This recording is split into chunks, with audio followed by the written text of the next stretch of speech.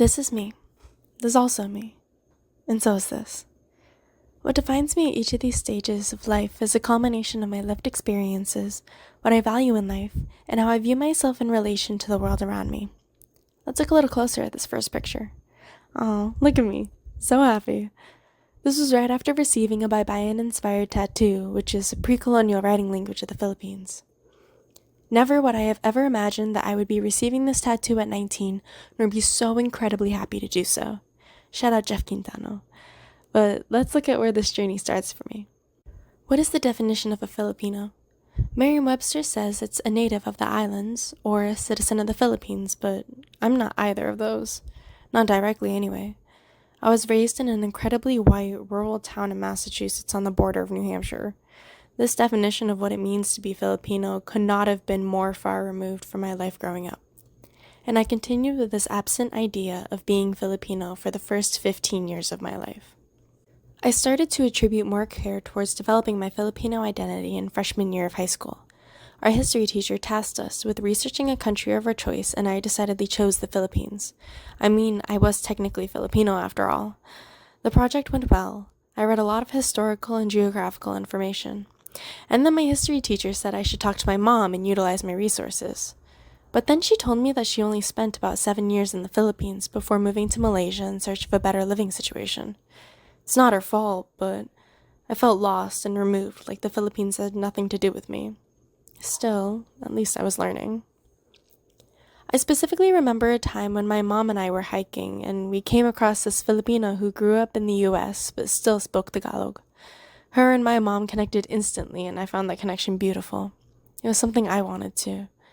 To be able to connect to my Filipino heritage and others who shared that ethnicity and language, but at the time I felt that because I didn't have that language, I could never truly relate to other Filipinos.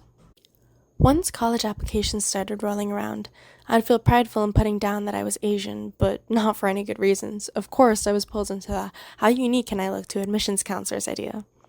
But now I was becoming more comfortable with the idea that I was Filipino. It was like, oh yeah, this is actually a part of my identity, even though I felt like a poser. But actually, around this time, I also took a DNA test, and DNA results did confirm that I am in fact half Filipino. Not that I had doubts, but, good to have science tell me that my blood has a home in the Philippines. And on that note, it was even better connecting with my roots and learning historically where my family is from. This was something personal to me. This was my story. It was here that I also started loving my wavy hair more. I would straighten it, hate how my hair frizzed in the summer, and hate how it wasn't silky and perfect like how other girls had it. But then I had a good hair day. And another. And I started to care and nurture for something that may have been different, but it was mine. Maybe I could learn to love this part of me too. Now, college is really where everything hit. It came to my attention that there was a service trip to California specifically designed to explore what it means to be Filipino. I thought it would be fun to just go to California, but then I actually went and I had the time of my life. I had realizations about myself, about my culture, and I came out a completely different person with a completely different mindset of what it means to be Filipino. It's crazy to think that my growth towards cultivating my Filipino identity happened 10 times faster in college than in the rest of my lifetime. I have this opportunity and the people around me to thank. They showed me that it's okay to not have an answer. Even though I didn't grow up with many Filipinos around me, I didn't speak the language, and I didn't know what lumpia was, there's still a place for me in my developing Filipino identity. Now, to get back to the first question, what does it mean to be Filipino? I don't have a true answer now, but I definitely have a better idea.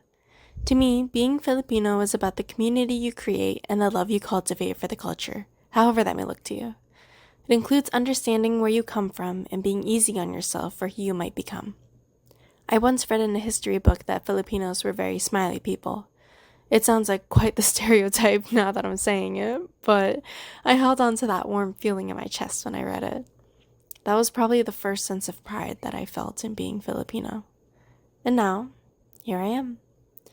What defines me at all of my stages of life is a culmination of my lived experiences, what I value in life, and how I view myself in relation to the world around me. What's going to continue to define me and this Filipino part of my overall identity will be up to me. It'll change with me, alter throughout the years, and I'll define it the way I want to. For now, I'm satisfied with this definition, but ask me again in another 19 years.